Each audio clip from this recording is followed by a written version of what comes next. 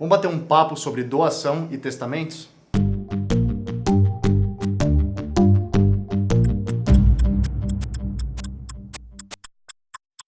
Pensa aqui comigo, caso você tenha um imóvel e ao doar ele para seu filho, coloque uma cláusula de inalienabilidade. Aí então seu filho mais tarde, em testamento, deixe esse imóvel para a companheira dele. Essa transmissão será válida? Sim, para a quarta turma do STJ, as cláusulas de inalienabilidade têm duração limitada à vida do beneficiário, seja ele herdeiro, legatário ou donatário, não se admitindo o gravame perpétuo, transmitido sucessivamente por direito hereditário. Assim, as cláusulas de inalienabilidade, incomunicabilidade e impenhorabilidade não tornam nulo o testamento, que só produz efeitos após a morte do testador. Com base nesse entendimento, o colegiado julgou improcedente a ação de nulidade de testamento de parte de imóveis gravados, deixados como herança para a companheira com quem o falecido conviveu durante 35 anos. De acordo com os autos, em 1970, o pai do falecido deixou para ele 8 apartamentos situados em um prédio no Rio de Janeiro. Em decorrência da condição de ébrio habitual do herdeiro, no testamento foram fixadas as cláusulas de incomunicabilidade, inalienabilidade e impenhorabilidade dos imóveis, para garantir que o beneficiário não pudesse vender ou doar o patrimônio recebido. Em 1996, o então dono dos imóveis fez um testamento deixando parte dos bens herdados para sua companheira. Contudo, depois que ele morreu, seus filhos e netos do testador inicial entraram com ação de nulidade do testamento, alegando que o documento não teria validade por causa das cláusulas restritivas. A sentença julgou nulo o testamento por considerar que ele contrariava as restrições registradas em relação aos bens.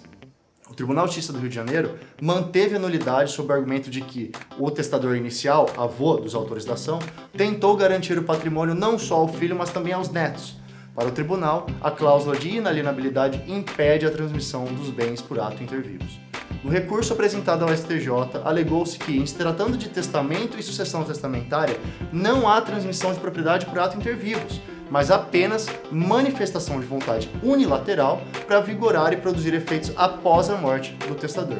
O relator do recurso, o ministro Antônio Carlos Ferreira, esclareceu que, enquanto o beneficiário dos imóveis estiver vivo, os bens se sujeitavam à restrição imposta pelas cláusulas estabelecidas no testamento deixado pelo seu pai. Contudo, após a sua morte, tais medidas restritivas perderiam a eficácia. O ministro afirmou que a jurisprudência do STJ é uníssona no sentido de que a cláusula de inalienabilidade vitalícia tem vigência enquanto viver o beneficiário, passando livres e desembaraçados aos seus herdeiros os objetos da restrição. Isso porque o testamento é um negócio jurídico que somente produz efeito após a morte do testador, quando ocorre então a transferência do bem.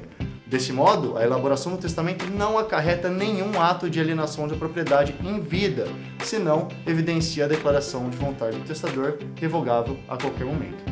Para o relator, considerando que as cláusulas restritivas vigoraram durante a vida do testador e que os efeitos do testamento questionado somente tiveram início com a sua morte, devem ser consideradas válidas as disposições de última vontade que beneficiaram então a companheira.